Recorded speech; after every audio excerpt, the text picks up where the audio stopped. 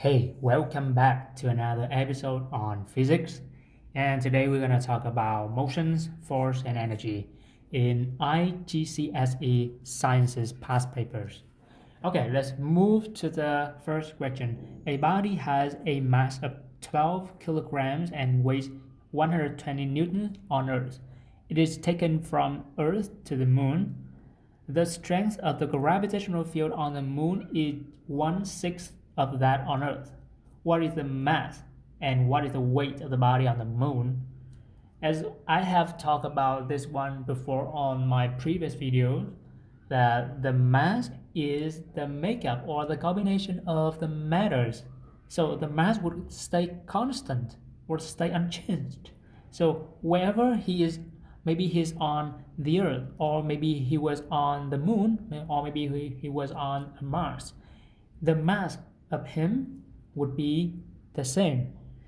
So it would stay unchanged at about 12 kilograms. So C and D maybe are the correct answers. So all we have to do now is just find the answer, is find the weight. And we have the formula for the weight is W equals G times the M, which is G is the gravitational force. And as we can see here is the gravitational field on the moon is one-sixth of that on Earth. So we take one-sixth times 10 because the gravitational force on Earth is we can consider it as a constant. It is 10. And we times the mass, which is 12 kilograms. 12 divided by 6 is 2. 2 times 10 is 20. And we have the end of C. 12 kilograms and 20 newtons is the correct answer. Okay, let's move to the second question related to the motion about the speed-time graph. Okay, the answer is, I'm sorry, the question is, what is the total distance traveled by the bicycle? So the distance for the speed-time graph is calculated by the area under the graph. Here is a trapezium, and we just apply the formula for calculating the area of the trapezium, which is the sum of two bases. This one is from here to here is 2, and from here to here is 4. We take the sum of them, 2 plus 4, and times the height, which is from here to here is 0.8, and we divide it by 2. So 2 plus 4 is 8. 8 divided by 2 is 4. 4 times 0.8 is 3.2 kilometers. So B is the final answer. Okay, the last one. A student plots a speed-time graph for a car that is traveling at constant speed.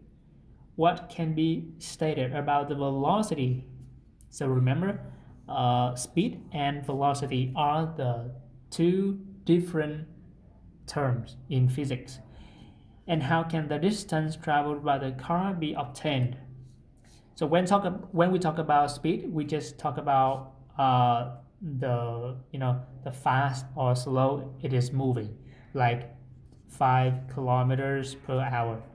But when we talk about the velocity, we not only talk about the magnitude of the speed, but also talk about the direction. That is, the car is moving to the left, to the right, to up, to down.